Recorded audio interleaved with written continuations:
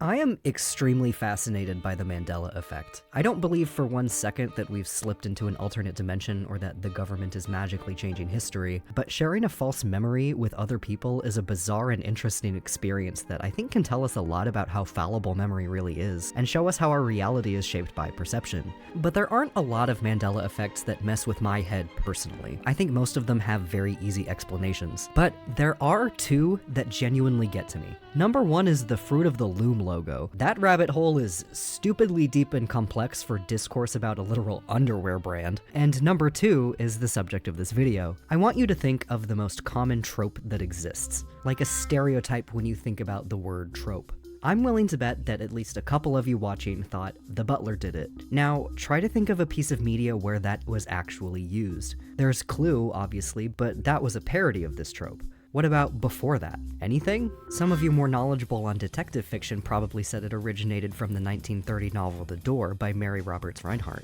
That is the twist in that book. Oh, spoilers, I guess. But the thing is, people were already complaining about that trope when that book came out. It was considered somewhat cliche at the time. There's a review complaining about this trope in 1926, 4 years before The Door came out. So what about before that? Well, there seems to be nothing. And as a resident Sherlock Holmes nerd, I can say that none of those stories really use it either. There are a couple that are close, those being The Musgrave Ritual and The Blue Carbuncle, which are similar, but still aren't what I'd call accurate examples, let alone quintessential or genre-defining ones. So what the hell? I don't have any answers on that front. Any way you slice it, it is weird. But there are a couple of theories. An article I found on Book Riot posits that the butler did it trope comes from silent films. Supposedly there were 16 silent films that used the trope, which is a lot. But I'm not entirely sure how much I believe this. The source link for their claim is broken, so I can't actually check if it's accurate, and notably, these were films that they said, quote, had the butler did it, or butlers were suspected of doing the crime. And those are two very different things to me. Literally, if there's a story about a murder of an upper-class person in this era or before, of course the butler is going to be suspected of doing it. They would be a prime suspect. They have basically unparalleled access to the victim. That would just be a natural part of the investigation. And like I said, the link is broken, so I can't check the ratio of one to the other. I'm somewhat skeptical of this idea. Though I wouldn't doubt that silent films were where a lot of people knew this trope from at the time, I just wish I had an easy way to check.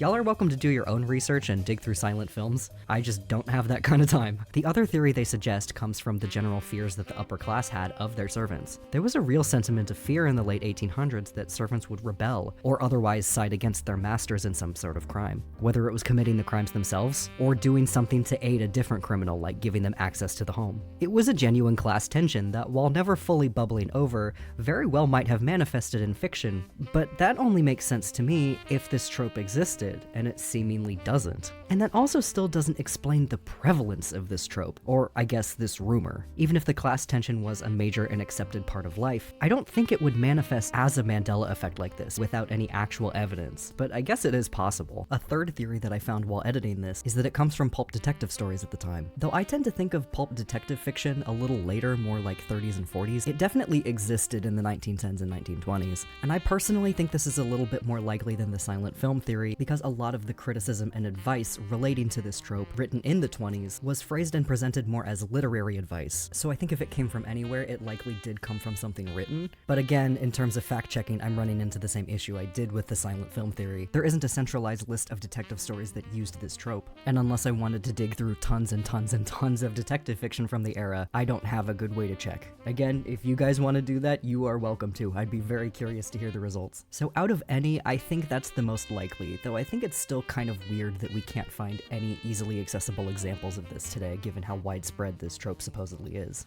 And even if any of these three theories are true, I still think it's impressive how consistent the wording of this trope is. Like, you never hear of stories where, quote, the butler is the murderer, or, quote, the butler helps the criminals. It's always invariably phrased as the butler did it, which makes me think that this phrase originated somewhere in particular, but again, I have no idea where. There's no evidence for it. I don't really have an ending to this video, and that's anticlimactic, I guess, just shrugging and saying, I don't know. I hate that, but that's how it goes sometimes, I guess. That's just part of this mystery. I'd be curious to hear your all's thoughts in the comments. Like I said, this is a really interesting one to me.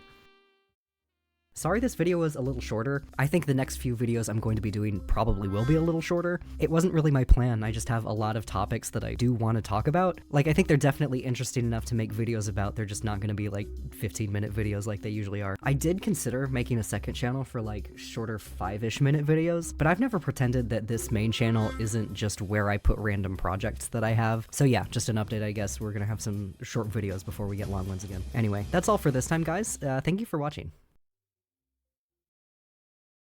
I'm a tour guide on the jungle cruise ride. Skipper Dan is the name. And I'm doing 34 shows every day, and everyone is the same. Where's my Google Doc? Okay, there we go.